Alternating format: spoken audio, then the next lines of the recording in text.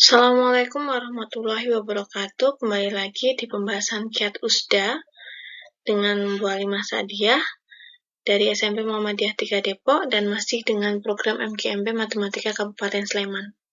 Untuk video kali ini kita akan membahas Kiat Usda paket 6. Sudah sampai dengan paket 6 ya, tidak terasa. Untuk paket 6 ini Bu Alimah akan membahas nomor 16 sampai dengan 20. Mungkin kita bisa mulai langsung. Untuk yang pertama adalah nomor 16, mari kita lihat. Persamaan kuadrat x kuadrat min 6x sama dengan 9 melengkapkan kuadrat sempurna dapat dinyatakan dalam bentuk baik. Berarti ini kita cari kuadrat sempurna gitu ya. Kuadrat sempurna dari x kuadrat min 6x sama dengan 9. Bentuknya seperti apa begitu ya. Baik, yang pertama perlu kita ingat. Untuk melengkapkan kuadrat sempurna, kita akan mengubah bentuk ax kuadrat, plus bx plus c sama dengan 0 menjadi x plus p kuadrat plus q sama dengan 0. Nah, bentuk ini nanti akan kita cari begitu ya. Nah, kemudian kita ingat bahwa untuk melengkapkan A-nya ini harus sama dengan 1. Kita lihat kalau di persamaan kuadrat kita A-nya sudah sama dengan 1 ya, maka kita bisa langsung menggunakan untuk mengubahnya dalam bentuk x plus p kuadrat plus q sama dengan 0. Oke, ini kita coba jabarkan dulu. X plus x kuadrat plus 2px plus p kuadrat gitu ya. X plus p kuadrat hasilnya seperti ini, plus q sama dengan 0. Nah, ini kan sama dengan ini. X kuadrat plus bx plus c. Nah, kalau A-nya ini 1 gitu ya. Nah, ini kan sama dengan gitu. Maka kita akan punya untuk B-nya sama dengan 2P, kemudian C-nya sama dengan P kuadrat plus Q. Kalau kita lihat kan begini ya. Ini B-nya, kemudian ini C-nya begitu kan. Nah, ini B, kemudian ini C. Nah, begitu. Ini buat apa sih kita nyari ini? Karena kita mau mencari bentuk X plus P kuadrat plus Q, kan berarti kita harus cari P dan Q-nya. Karena kita di soal adanya B dan C-nya. Oke. Kalau kita lihat soal min 6X, berarti ini B-nya ya. Ini B-nya, kemudian ini C-nya. Oke, kita bisa langsung karena kita sudah ketemu ini, boleh kita cari dulu untuk P-nya langsung ya. Kalau B itu sama dengan 2P, sedangkan untuk soal itu kita punya, soalnya kita tulis dulu. X kuadrat min 6X sama dengan 9. Atau kita bisa ubah menjadi X kuadrat min 6X min 9 sama dengan 0. Berarti B-nya ini ya, min 6 sama dengan 2P. Kita punya B-nya min 6, kita punya C-nya min 9. Berarti B-nya berapa ini? Min 6 dibagi 2 min 3. Kemudian untuk selanjutnya C sama dengan P kuadrat plus Q. Berarti Q-nya apa? Q sama dengan P kuadrat, C min P kuadrat. Gitu ya. P-nya kita sudah punya adalah min 3. Berarti kita tinggal Q-nya sama dengan C-nya min 9 dikurangi min 3 kuadrat. Min 9 min 9 min 18. Ini untuk Q-nya. Oke, kita punya Q-nya min 18, P-nya min 3. Maka kita akan punya untuk bentuk kelengkapan kuadrat sempurnanya min 9 sama dengan 0. Ini kan X plus P kuadrat plus Q sama dengan 0. P-nya berapa? X plus min 3 ya. P-nya min 3 kuadrat, Q-nya min 18. Berarti kita punya X min 3 kuadrat min 18 sama dengan 0. Atau X min 3 kuadrat sama dengan 18. Nah, ini bentuk atau bentuk melengkapkan kuadrat sempurnanya gitu. Nah, Bu kok ini nggak ada pilihannya. Nah, ini sekalian ralat ya. kami meralat bahwa ini bisa diganti dengan 18, boleh, atau juga kita sudah tahu bahwa jawaban yang benar adalah X min 3 kuadrat sama dengan 18, gitu. Nah, itu untuk yang nomor 16. Untuk yang selanjutnya nomor 17. Baik, nomor 17 ini tadi persamaan kuadrat, ini kita punya fungsi kuadrat, gitu ya. Fungsi kuadrat. Apa yang ditanyakan? Sumbu simetri. Oke, kita perlu ingat lagi. Sumbu simetri itu apa sih? Iya. Biasanya rumusnya apa? X ya, sumbu simetri X sama dengan min B per 2A. Gitu. Dengan, oke, kita lihat dulu. Bentuk persamaan kuadratnya AX kuadrat plus BX plus C. Gitu ya. Sumbu simetrinya adalah ini, min B per 2A. Sekarang kita cari B dan A-nya dari fungsi kuadrat yang kita punya. Kita untuk fungsi kuadratnya adalah 5x kuadrat min 20x min 1, gitu ya. Nah, berarti kita punya untuk A-nya, di sini boleh, A-nya sama dengan 5, B-nya kita punya min 20. C-nya min 1. Nah, berarti kita cari X-nya sama dengan min B per 2A. Min, oke, kita bisa gini ya, karena B-nya negatif, min 20 per 2 kali A-nya berapa? 5. Berarti kita punya min 20 per 10. Sama dengan min, oke, kita coret, berarti min 2. Berarti untuk X sama dengan 2. Oke, berarti mana jawabannya? B. Jadi sumbu simetrinya untuk fungsi kuadrat fx, oke, jadi sumbu simetrinya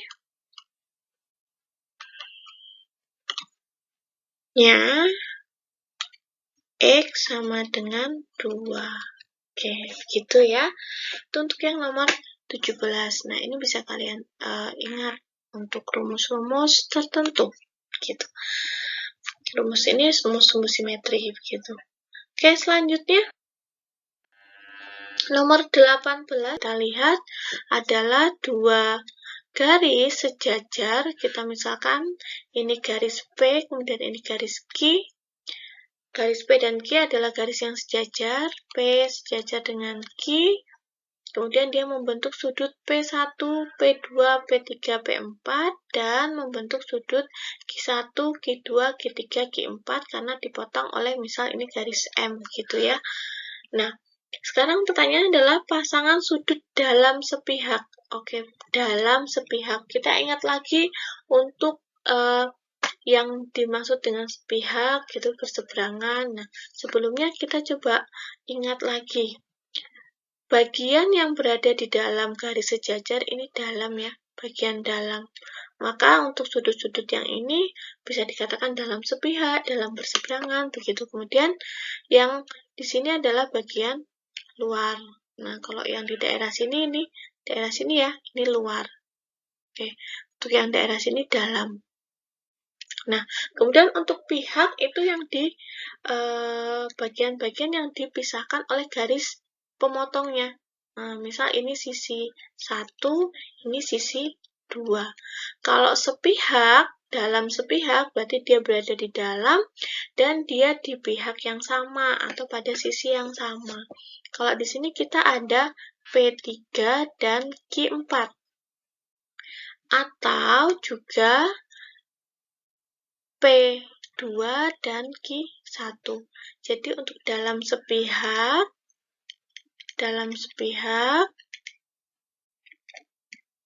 kita punya sudut P2 dan sudut Q1 atau sudut P3 dan sudut Q4.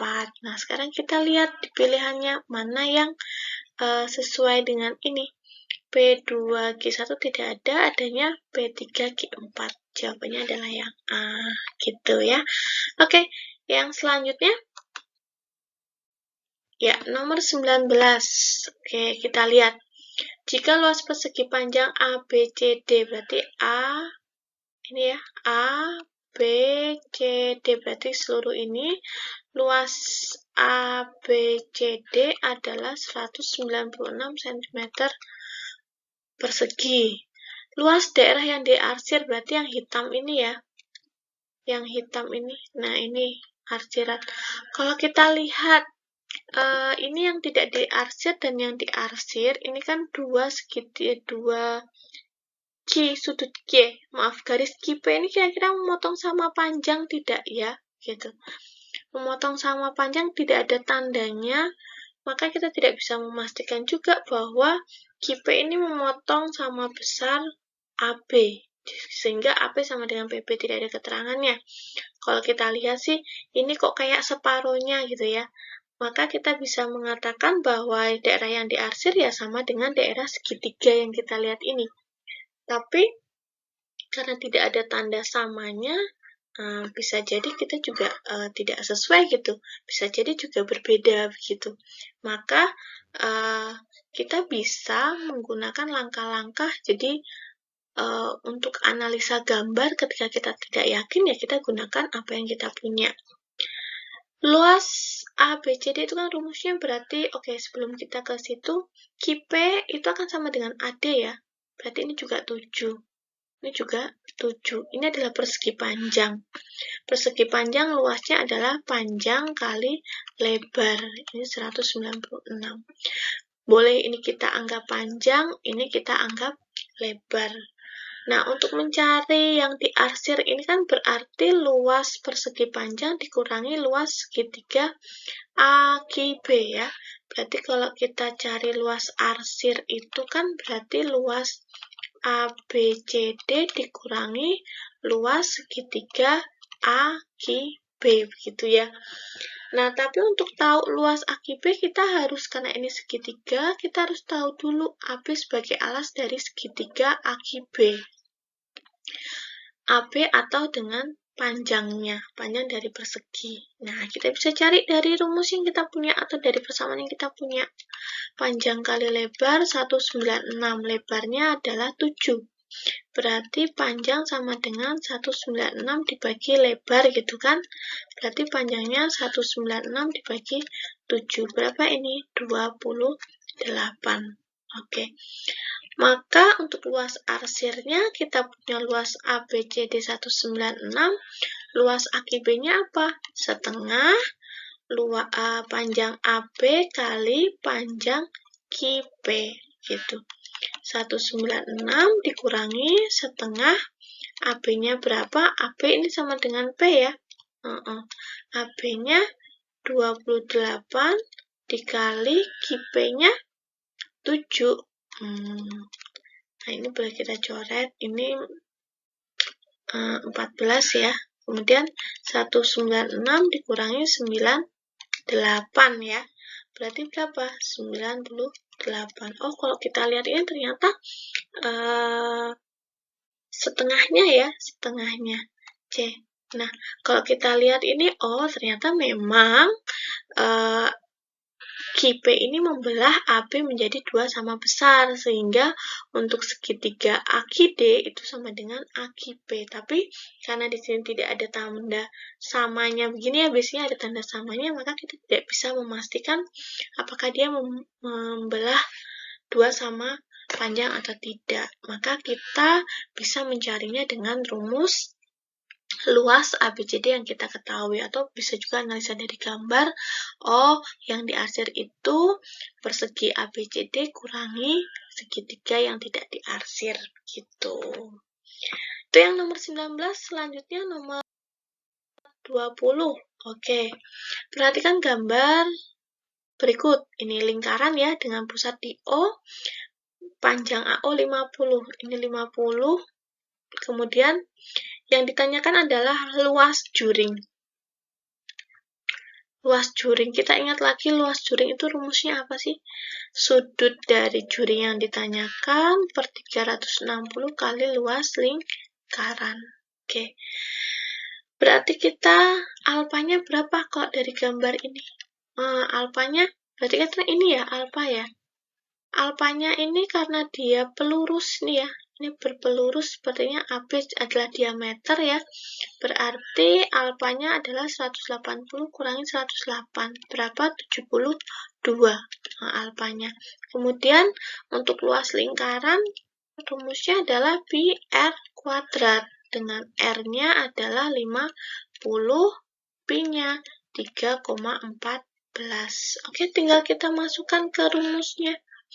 Luas juring berarti alfa per 360 kali luas lingkaran. Oke, alfanya 72 per 360 kali ini ya, 3,14 kali 50 kuadrat atau 50 kali 50 aja ya. 50 kali 50. Oke, kita punya apa ini? Ini bisa kita bagi ya, berarti 1 per 5 dikali, ini 3,14 kali 2.500 ya. Kemudian ini bisa kita bagi 5, berarti kita punya 3,14 kali 500. Untuk menghilangkan komanya, berarti kita bisa punya 314 kali 5. Berapa ini? 0,2715. Berarti kita punya untuk luas juringnya adalah, jadi luas juring